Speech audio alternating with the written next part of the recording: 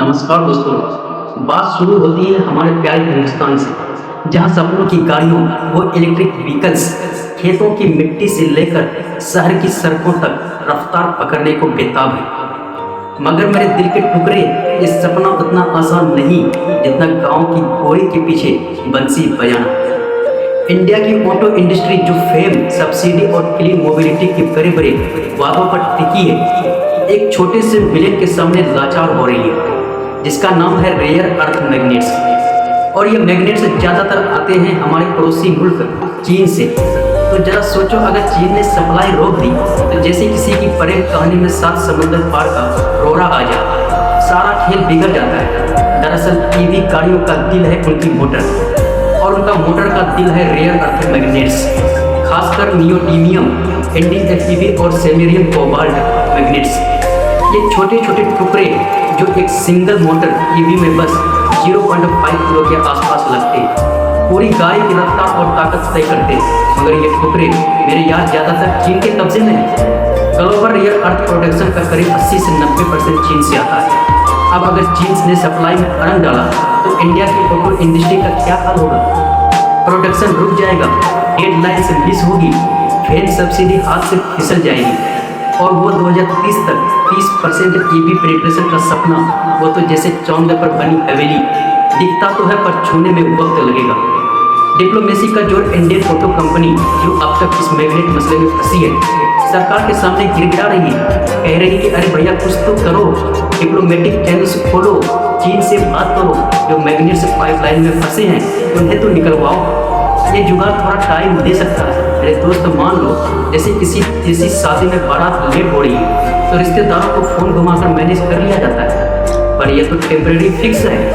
मेरे सवारियों, असली मसला तो गहरा है। हमारी पूरी सप्लाई चेन एक सिंगल पॉइंट ऑफ फेलियर पर टिकी है। जैसे कोई पतली सी डोर पर सारा मेला लटक रहा है और वो डोर टूटी तो धड़ाम से नीचे गिर जाएगा।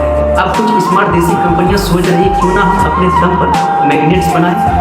इसके लिए वो आयरियल यानी इंडियन रेयर अर्थ लिमिटेड के साथ साझेदारी कर रही है। मगर मेरे यार, वहाँ भी पेच है। आयरियल का विशाखापट्टनम प्लांट साल में बस 3000 किलो SMCO मैग्नेट बना सकता है। अब जरा हिसाब लगाओ, एक छोटा सा ईवी मेकर जो साल में 10,000 गाड़ियाँ बनाए, उसे कम से कम 5000 किलो मैग्नेट चाहिए। और अगर बड़े प्लेयर से जैसे टाटा मोटर्स या महिंद्रा की बात करें, ये तो जैसे गांव की कुएं से समुद्र भरने की कोशिश कर रहा है। SMCO मैग्नेट्स तो वैसे भी हाई एंड एप्लीकेशंस जैसे डिफेंस या स्पेस के लिए ज़्यादा यूज होते हैं। ईवी में तो NDFEV मैग्नेट्स का बोलबाला है, और वो बनाने की कैपेसिटी वो तो इंडिया में अभी सपने जैसी है। अब सरकार भी खाली नहीं बैठी है, उसने क्रिटिकल मिनरल्स मिशन लॉन्च किया है, नए माइनिंग ब्लॉक्स की नीलामी शुरू की है और माइनिंग नियमों को और सख्त किया है। इंडिया में रेयर अर्थ माइन शुरू करने में कम से कम 6 साल लगते हैं।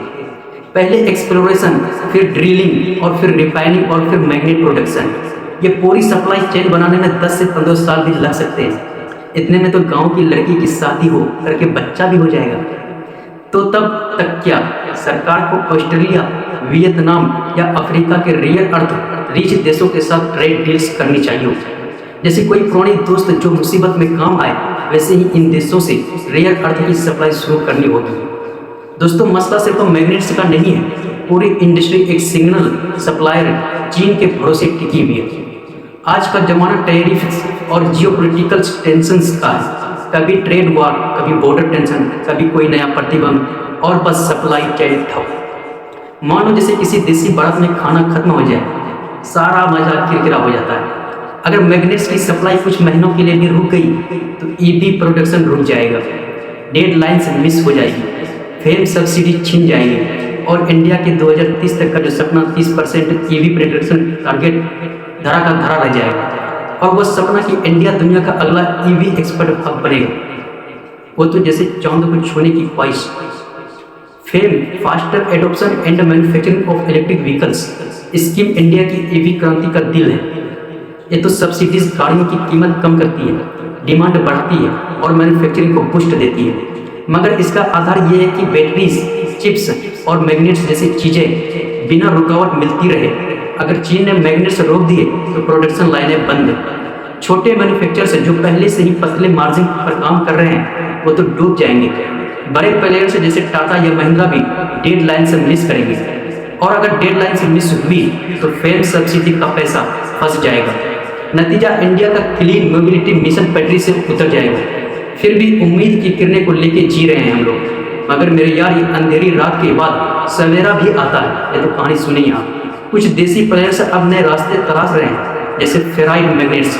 कुछ कंपनियां रेयर अर्थ मैग्नेट्स की जगह फेराइट मैग्नेट्स यूज करने की कोशिश कर रही है। ये सस्ते होते हैं, आसानी से मिल भी जाते हैं, पर इनकी परफॉर्मेंस थोड़ी कमज़ोर है। फिर भी छोटे EVS या हाइब्रिड गाड़ियों के लिए काम चल सकता है। कुछ लोग स्विच्ड रिडक्शन मोटर्स यानी SRMS पर काम कर रहे हैं, जिनमें मैग्नेट्स की ज़रूरत ही नहीं पड़ती है। ये टेक्नोलॉजी अभी शुरुआती स्टेज में है, पर अगर स्केल हो गई तो गेम चेंजर हो सकती है। कुछ India farmers Japan, south Korea या यूरोप की कंपनियों के साथ रिफाइनिंग प्लांट्स लगाने की बात कर रही है। अगर ये प्लांट्स लग गए तो रेयर अर्थ प्रोसेसिंग में इंडिया का दबदबा बढ़ सकता है। ई-वेस्ट पुरानी EVS से रेयर अर्थ मैग्नेट्स निकालने की टेक्नोलॉजी पर काम हो रहा है। अगर इंडिया इस फील्ड में तेजी दिखाए तो एक बड़ा बफर बन सकता है। ऑस्ट्रेलिया और वियतनाम जैसे देशों के साथ ऑफ टेक डील्स की बात चल रही है। ये देश रेयर अर्थ रिजर्व्स के मामले में मजबूत है और इंडिया के लिए अच्छे पार्टनर्स हो सकते हैं। लेकिन सवाल ये है कि कितनी दूर, कितना पास। क्या इंडिया पहले आत्मनिर्भर बन सकता है, फिर दुनिया का EV हब बनने का सपना देखें। आत्मनिर्भरता का रास्ता आसान नहीं है। माइनिंग, रिफाइनिंग और मैग्नेट मैन्युफैक्चरिंग की पूरी वैल्यू को चेन बनाने में टाइम, पैसा और टेक्नोलॉजी चाहिए। मगर अगर इंडिया सही कदम उठाए, जैसे रिसाइकलिंग को बूस्ट करना, ग्लोबल पार्टनरशिप बनाना और लोकल प्रोसेसिंग में इन्वेस्ट करना, तो ये सपना हकीकत बन सकता है। तो क्या करें मेरे दिलदार, बफर बनाओ। इंडिया को रेयर अर्थ मैग्नेट्स का स्ट्रेटेजिक स्टॉक पाइल बनाना चाहिए। जैसे तेल के लिए रिजर्व रखते हैं, इससे अगर सप्लाई रुक भी जाए तो 6 से लेकर के 12 महीने तक का बफर तो रहेगा ही। रिफाइनिंग और मैग्नेट की मैन्युफैक्चरिंग में इन्वेस्टमेंट बढ़ाना होगा। IVL जैसे संस्थाओं को और मजबूत करना होगा। चीन पर डिपेंडेंसी कम करने के लिए ऑस्ट्रेलिया और वियतनाम या अफ्रीका के साथ लॉन्ग टर्म डील्स करनी होगी। Ferrite magnets, magnet free Motors और रिसाइकलिंग टेक्नोलॉजी में R&D को बूस्ट करना होगा। सरकार को टैक्स इंसेंटिव, सब्सिडीज और फास्ट ट्रैक अप्रूवल्स के जरिए लोकल प्रोडक्शन को बढ़ावा देना होगा। आखिरी बात मेरे यार, ये मामला सिर्फ मैग्नेट्स का नहीं है, ये एक सबक है कि सप्लाई चेन में सिंगल पॉइंट ऑफ फेलियर कितना खतरनाक हो सकता है।